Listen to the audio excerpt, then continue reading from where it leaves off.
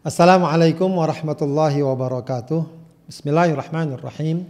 Alhamdulillahirabbil alamin wassalatu wassalamu ala sayyidina wa habibina wa syafi'ina wa maulana Muhammadin wa ala alihi wa ashabihi ajma'in, amma ba'du. Sahabat hadirin sekalian yang dimuliakan Allah Subhanahu wa taala, selamat berjumpa kembali dalam kajian kitab Riyadhus Shalihin. Kita sekarang sampai masih pada bab ketiga, yaitu tentang sabar ya. Kita akan bahas hadis nomor ke-29 dalam kitab ini ya, yaitu tadi kitab atau dalam bab sabar ya. Yaitu terkait dengan masalah kesabaran dan tangis kasih sayang. Ya, ini terkait juga dengan musibah yang menimpa, bagaimana seseorang meresponnya dan bagaimana menyikapinya. Baik, kita baca langsung hadisnya. Bismillahirrahmanirrahim. Wa an Abi Zaid Usamah bin Zaid bin Harithah maula Rasulullah sallallahu alaihi wasallam wa hibbihi wa bani hibbihi radhiyallahu anhuma. Dari Abu Zaid. Abu Zaid ini kunyah. Siapa namanya? Usamah. Ya, Usamah sering kita dengar namanya Usamah bin Zaid ya. Jadi Usamah bin Zaid bapaknya Zaid ya, rupanya dia juga punya anak ya, namanya Zaid. Jadi orang Arab tuh begitu ya, bapaknya Muhammad, dia katakan namanya Ibrahim. Maka ntar dia kalau punya anak ya, maka nama bapaknya itu dijadikan sebagai nama anaknya. Jadi anaknya itu punya nama sama dengan nama kakeknya, begitu ya. Jadi Usamah ini adalah Abu Zaid ya. Zaid sendiri adalah juga nama bapaknya ya. Bapaknya adalah Zaid bin Harithah, seorang sahabat yang juga sangat terkenal, yang asalnya adalah seorang budak Rasulullah SAW yang kemudian dimerdekakan. Jadi asalnya Zaid ini budaknya Khadijah, lalu diberikan kepada Rasulullah SAW.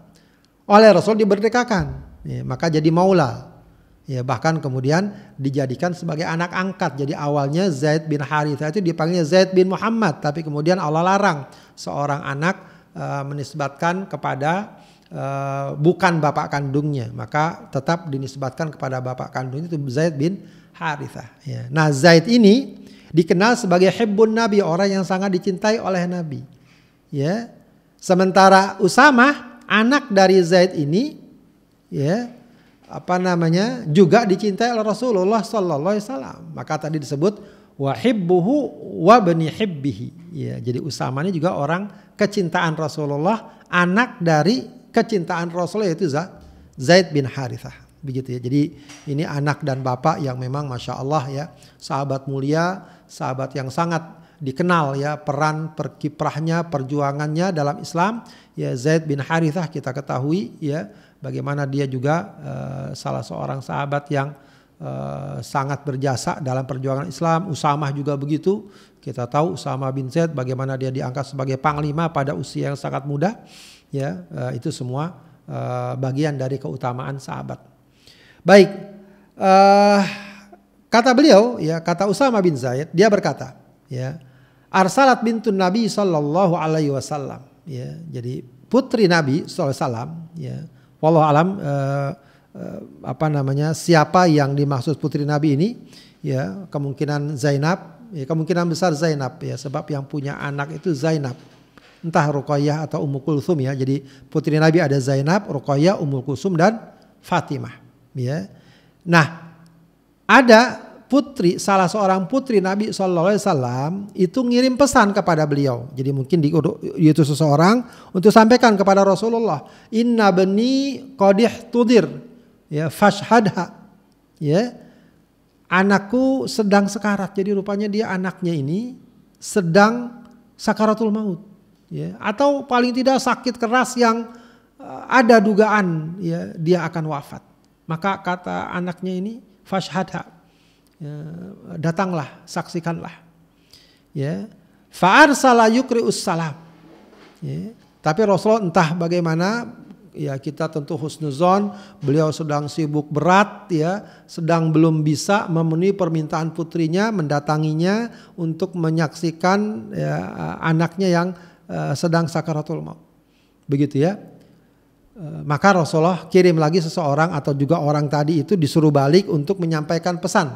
Wa yaqul inna lillahi ma akhadha wa lahu ma a'ta. Sesungguhnya milik Allah apa yang diambil dan milik dia apa yang dia berikan. Kita ini pada hakikatnya semua milik Allah. Maka Allah berhak mengambilnya sebagaimana Allah memberikannya. Wa kullu syai'in indahu bi ajalin musamma. Dan segala sesuatu di sisi Allah itu ada ajal yang telah ditetapkan. Ya, jadi semua ada ajalnya. Kalau memang sudah datang tidak bisa berkelit. Ya, fal tasbir wal tahtasib.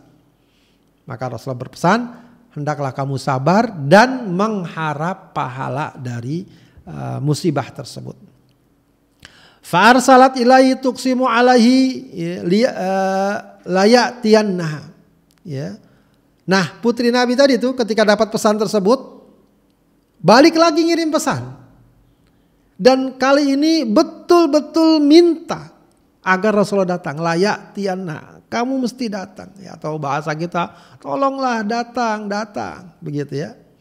Ya tentu saja ketika Rasulullah melihat putrinya, ya meminta sedemikian rupa, walaupun bisa jadi beliau sedang sibuk, sedang ada hal-hal yang sangat penting, maka kemudian dikatakan faqama wa ma'ahu Sa'ad bin Ubadah, wa Mu'adz bin Jabal, wa Ubay bin Ka'ab, wa Zaid bin Thabit, wa rijalun radhiyallahu anhum, ya. Dan maka bangkitlah Rasulullah, berangkatlah ditemani oleh Sa'ad bin Ubadah, Mu'adz bin Jabal, Ubay bin Ka'ab, Zaid bin Thabit, wa rijalun radhiyallahu anhum, dan beberapa orang lainnya, ya. Farufi'a ila Rasulillah sallallahu alaihi wasallam as-sobi, maka sesampai di sana, ya, disodorkanlah kepada Rasulullah anak tersebut, ya. Jadi anak itu masih kecil, ya. Fa'aq'adahu fi hijrihi wa nafsuhu taqaqa. Lalu dia di pangkuannya, ya, sedangkan nyawa atau anak itu, ya, taqaqa ini jelas sendiri oleh Al-Imam An-Nawawi, wa makna taqaqa tataharrak wa taftarib, ya, bergetar, ya. Jadi dadanya udah, ya, kalau bahasa kita udah tersengal-sengal, ya, udah naik turun begitu, ya. Fafadat ainahu. Ketika Rasul menyaksikan anak seperti itu, maka air matanya bercucuran. Sedih. Faqala Sa'ad. Maka Sa'ad bin Ubadah berkata, ya Rasulullah, ma hadza? Ya Rasulullah, apa ini? Ya, jadi Sa'ad bin Ubadah bisa jadi saat itu heran, kok Rasulullah nangis, ya. Seakan-akan memberikan pertanyaan, kok Rasulullah sedih juga? Maksudnya bukankah kita diajarkan kesabaran, tabah melihat takdir segala macam? Begitu, ya. Faqala, maka Rasulullah menjawab, hadhihi rahmatun ja'alaha Allah Ta'ala fi qulubi ibadih. Inilah kasih sayang yang Allah berikan, ja'alaha Allah Ta'ala, yang Allah jadikan fi qulubi ibadih, di hati hambanya. Wa fi riwayatin, dalam satu riwayat dikatakan fi qulubi man syaa min ibadi, di hati hamba yang dia kehendaki. Artinya ini perkara yang boleh jadi sebagian orang tidak bisa melakukannya. Ya, melihat musibah yang sedemikian berat tidak bercucuran air matanya. Tidak bangkit kesedihannya. Tidak punya rasa kasih sayang. Ya. Yang diberikan adalah yang Allah kehendaki. Wa innama yarhamullahu min ibadihir ruhama. Sesungguhnya, ya, yang Allah sayangi dari hamba-hambanya hanyalah mereka-mereka yang punya sifat kasih sayang. Ya, muttafaqun alaih. Jadi hadis ini secara umum kesimpulannya adalah Rasulullah SAW diminta putrinya untuk datang menyaksikan, ya, menemani kondisi anaknya yang sedang sekarat.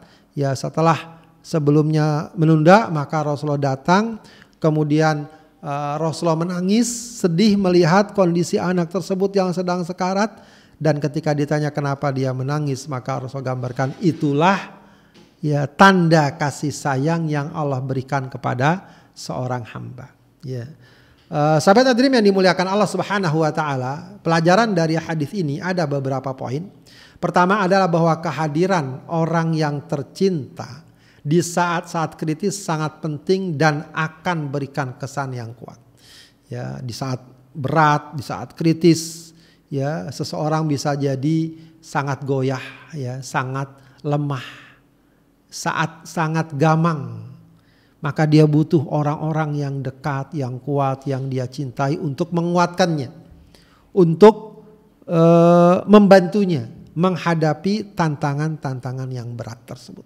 Makanya sahabat Adrim yang dimuliakan Allah Subhanahu wa taala, kalau kita ada kerabat, juga sahabat, ya, dia sedang tertimpa musibah, khususnya musibah kematian, ya, jika tidak ada halangan, jika tidak ada udzur, usahakan kita hadir di sana. Apalagi dia orang dekat kita, kerabat dekat kita, sahabat dekat kita. Sebab saat itu, ya, sahabat kita tersebut, kerabat kita tersebut sangat, ya, mengharapkan kehadiran kita. Ya, walaupun mungkin dia nggak bicara, dia nggak ngomong, ya, tapi secara umum kaidahnya seperti itu. Maka usahakan untuk tidak absen, ya, dalam momen-momen seperti itu. Itulah momen-momen yang justru nantinya akan memberikan kesan kuat pada saudara kita terhadap kita. Dan kita pun juga begitu. Ketika kita mengalami musibah, mengalami kesulitan, lalu datang teman kita, datang kerabat kita, memberikan support, memberikan semangat. Itu sesuatu yang akan sangat memberikan kesan bagi diri kita. Kemudian poin berikutnya adalah bahwa Rasulullah SAW dan keluarganya tidak dikecualikan dari musibah, ya, dan kondisi yang menyebabkan kesedihan. Ya, jadi bukan mentang-mentang Rasulullah, dia seorang Rasul, dia hanya kita sabar, kemudian Rasulullah nggak pernah dapat musibah, ditinggal istri tercinta, ditinggal anak, ditinggal cucu, begitu ya. Nggak ditinggal cucu, ya, kalau ini kan cucunya berarti, begitu ya, ditinggal orang-orang terdekat atau beliau luka, ya Rasulullah mengalami musibah karena beliau adalah manusia, ya, qul innama ana basyarun, sama. Ya, justru di situ juga akan menjadi teladan bagi kita.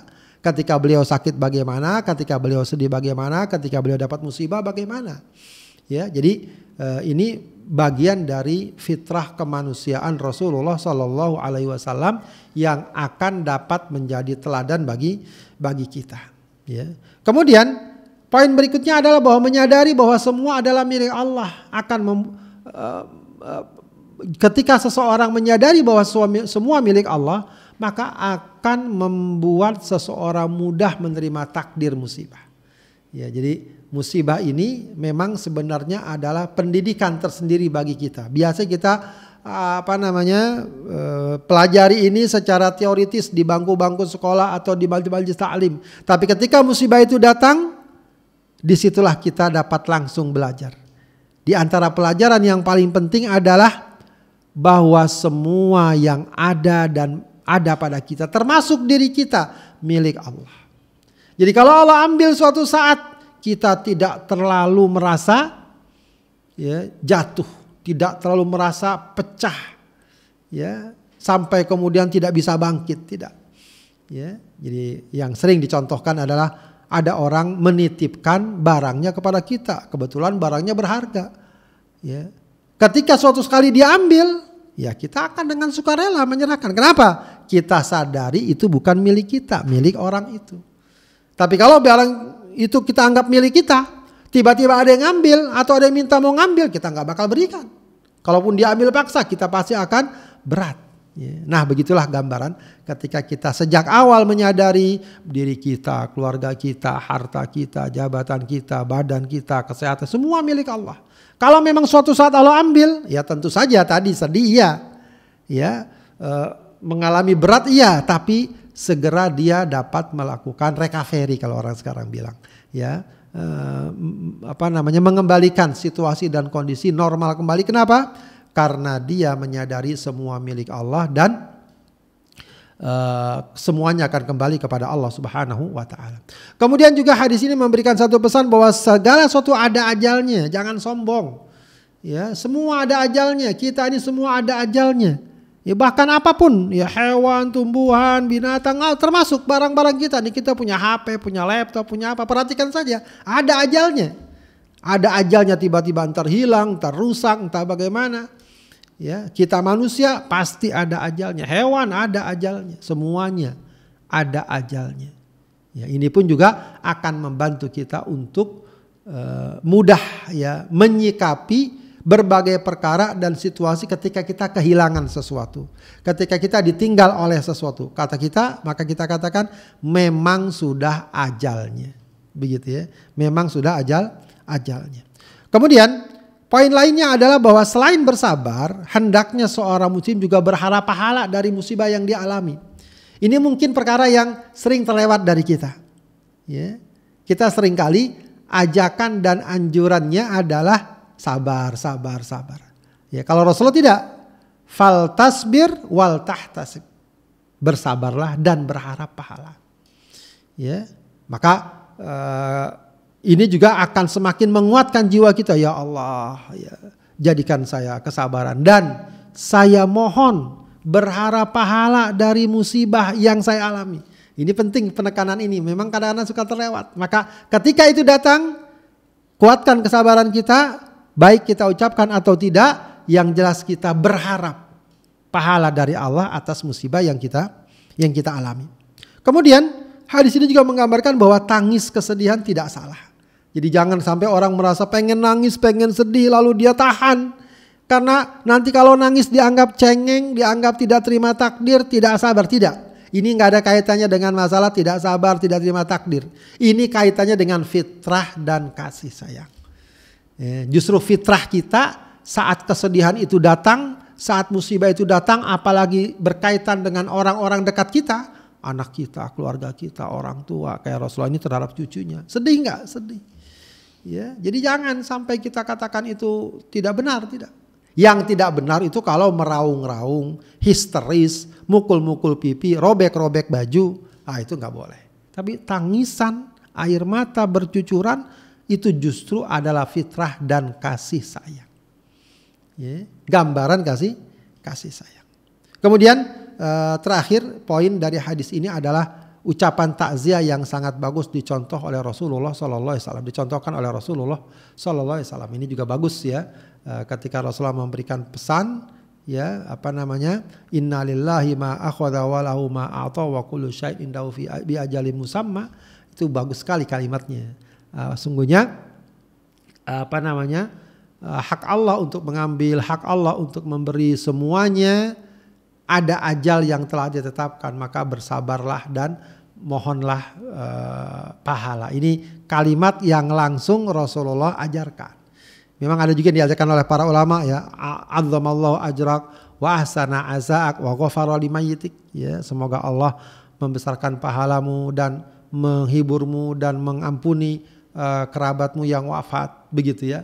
Itu bagus juga begitu. Tapi apa yang Rasulullah ajarkan ini sangat bagus ya.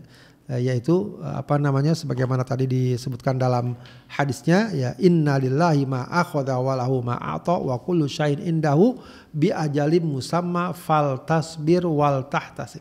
Ya, jadi ini boleh nih kalau ada yang wafat atau apa, kita ingin bertakziah, ingin menguatkan saudara-saudara atau kerabat yang ditinggal, atau bahkan kepada teman. Mungkin kita tahu teman kita punya sahabat karib meninggal, boleh kita takziah kepada dia. Ya, kepada dia. Ya, karena dia juga sangat sedih dengan musibah yang menimpanya. Kita katakan innalillahi ma akhadha wa lahu ma a'ta wa kullu syai'in bi ajalin musamma fal tasbir wal tahtasib. Ya. Secara umum kita disunahkan, dianjurkan bertakziah. Apa sih takziah itu? Takziah itu memberikan support, menghibur, menguatkan ya orang yang sedang mendapatkan musibah. Baik, sahabat Alim sekalian, semoga bermanfaat. Wassalamualaikum warahmatullahi wabarakatuh.